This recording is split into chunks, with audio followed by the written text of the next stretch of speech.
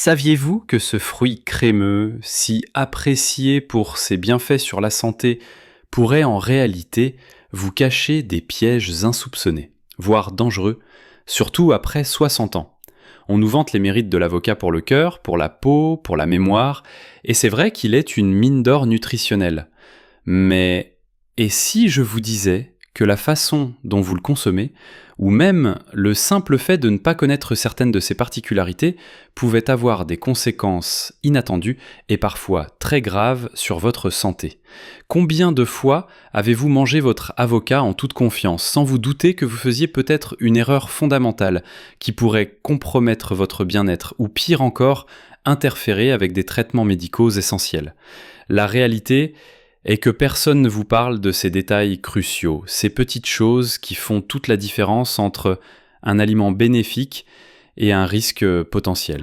C'est une situation douloureuse de croire bien faire et de se retrouver face à des complications simplement par manque d'information.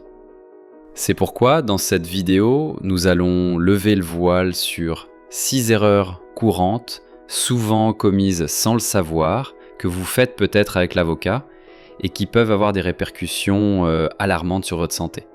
Restez bien jusqu'à la fin, car je vous réserve une information qui pourrait littéralement vous sauver la vie. Commençons sans plus attendre avec la première erreur, une erreur de quantité qui est bien plus fréquente qu'on ne l'imagine. La première erreur fatale que beaucoup commettent est de consommer l'avocat en trop grande quantité sous prétexte qu'il s'agit d'un bon gras.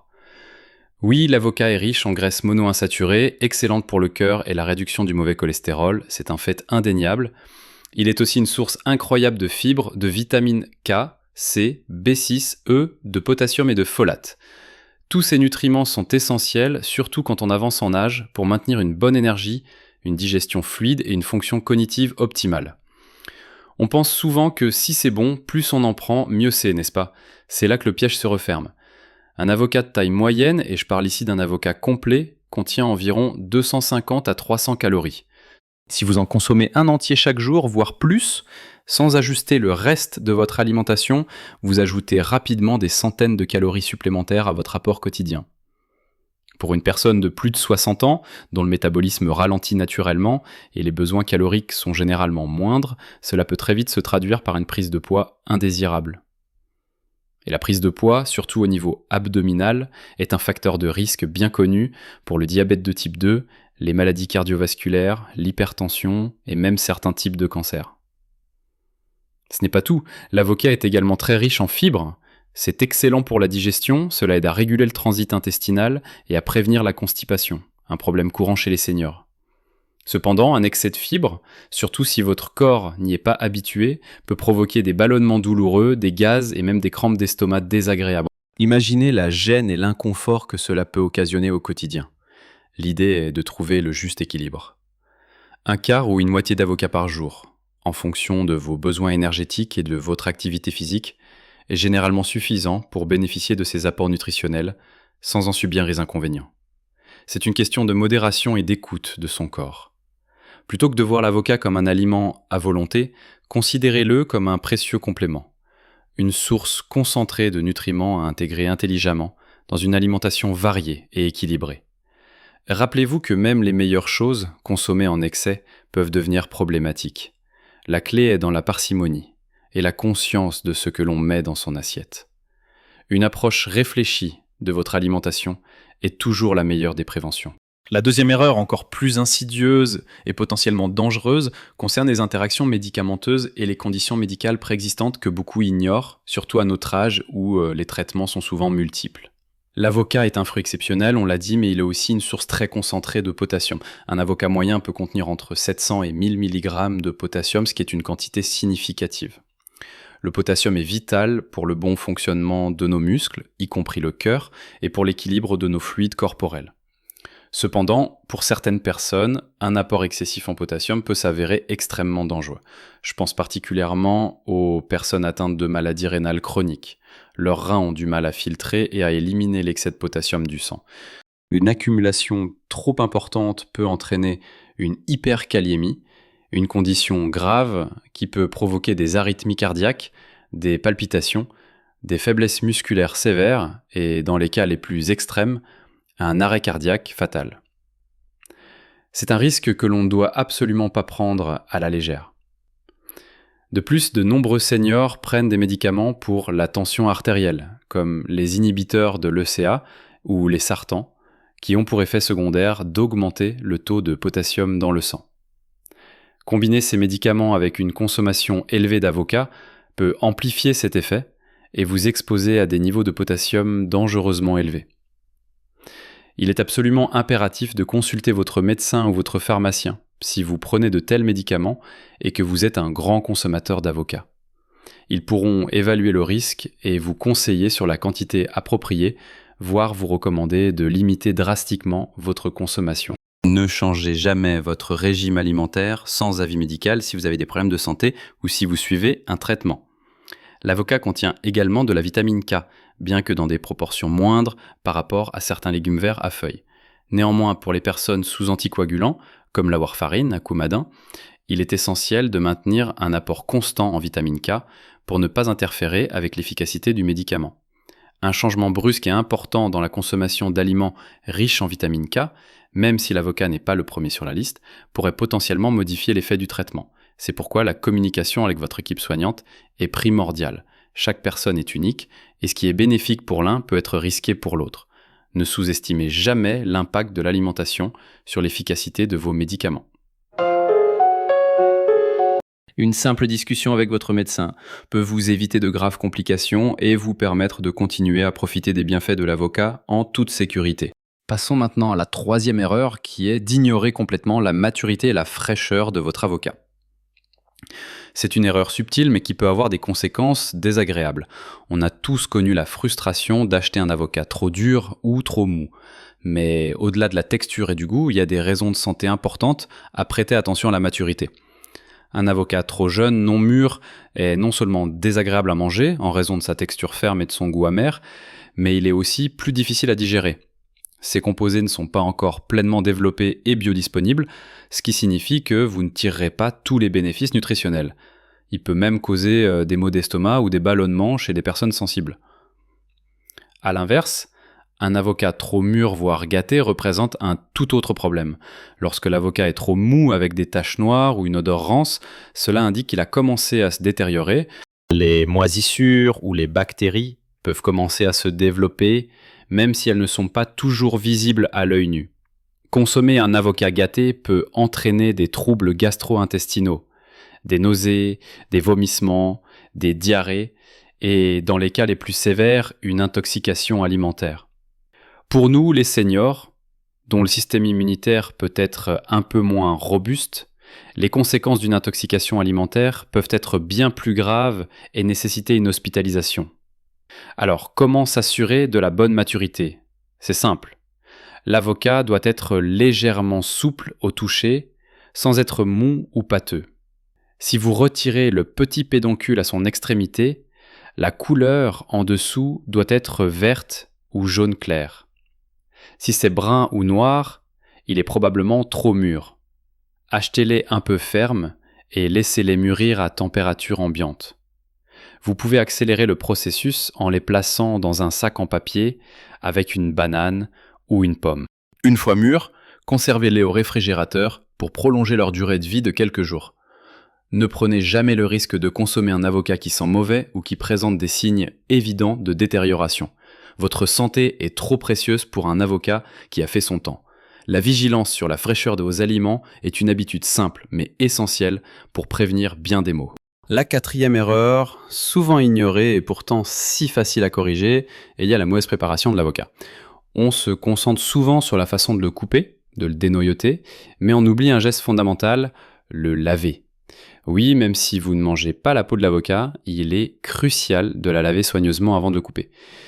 Imaginez un instant les pesticides, les bactéries présentes dans le sol, ou simplement la saleté accumulée sur la peau de l'avocat depuis sa récolte jusqu'à votre cuisine.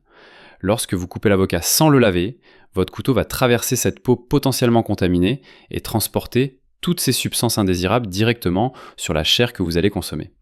C'est une porte ouverte aux bactéries comme la listeria ou la salmonelle qui peuvent provoquer de sérieuses intoxications alimentaires, particulièrement dangereuses pour les personnes âgées dont le système digestif et immunitaire est plus fragile.